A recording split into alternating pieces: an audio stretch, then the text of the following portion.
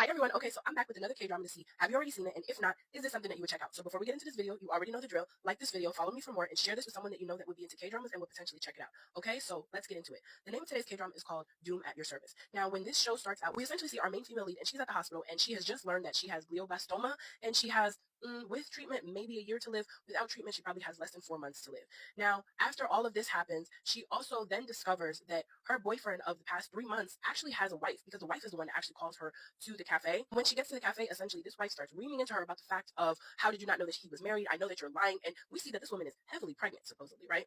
So now, our main female lead, she's just like, you know what? Why do you feel like I deserve to be treated like this? He slighted me as well. I had no idea that you were married. It kind of doesn't make sense that every time I would contact him, he never reached out to me on weekends or after a certain hour at night. But now it makes sense. No, I didn't know that he was married. Now, the whole time this is going on, someone in the background is actually recording and taking pictures.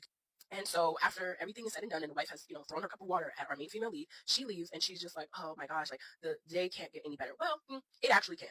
It's actually the anniversary of her parents passing, and so she does still need to get everything ready. Now, while she's out searching for things to get the ceremonial rite together, her younger brother actually calls, and he's saying that he's stuck and stranded in Jeju because he got into an accident with a car rental, a very expensive car rental at that, and he needs $500 to be able to pay it off so that he can leave. Now, obviously, he's not being honest, because we see that he's at a computer lounge or like a gaming room area, so he's really just trying to finesse his sister out of like a lot of money, while the sister is still struggling to get through everything that she just learned today about her cancer, boyfriend that had a wife, everything. Now, on the other hand, let's introduce our main male lead. His name is Myunmang, and that means doom.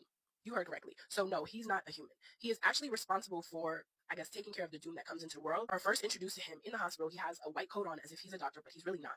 And a man gets wheeled in or rolled in because he has, stabbed about 7 or 11 people. I can't remember which the number was. And so then he tries to take his own life.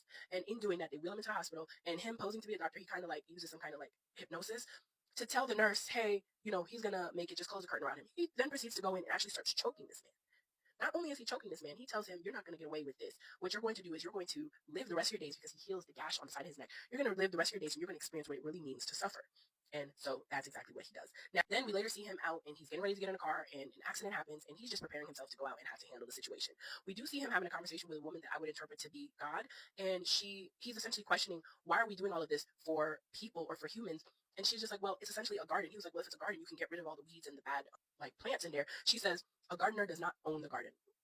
I don't get that. If I make my garden, that's my garden. Okay. Anyway, fast forward to later in the day when she returns back to her job at an editor company, and we learn that her boss is actually terrible, horrible. And then we also learn that he clicks on a link which shows her at the coffee shop that kind of labels her as an adulteress and shows her getting the water and everything tossed on her that just happened in the scene. And she's really distraught because, like, wow, it was already embarrassing that she had to experience it, but now the fact that this is out on the internet, it's really just the end for her. So after everything is said and done, and she's finally home, she has everything prepared for her parents passing their ceremonial ritual.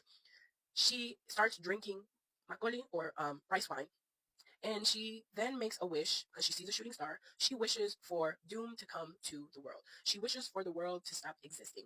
She wishes for it to cease. And then, lo and behold, who shows up at her door? Our main lead, Yunmang.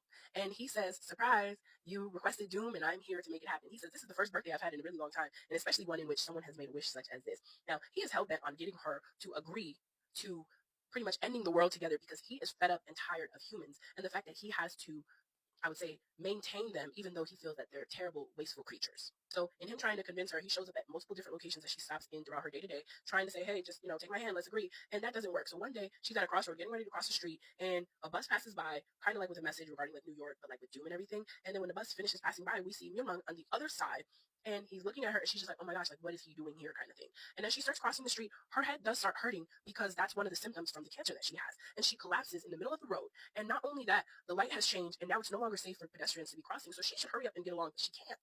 She's incapacitated at this moment. And that's when the K-drama Truck of Doom shows up out of nowhere and getting ready to hit her. Song actually does a freeze for time, and he walks up to her and he says, wow, it looks like God is on my side in agreement that you and I should work together to bring doom to the world. He says, now, I can leave you here and this truck can finish you, or you can die within 100 days per what your doctor has kind of diagnosed you, seeing as you're not taking treatment, or you can take my hand, we can work together, and we can bring doom to the world.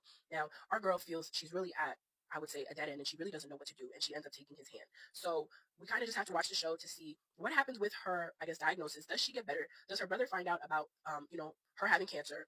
Does Doom ever find peace within, working with humans? Does God come to save the two of them?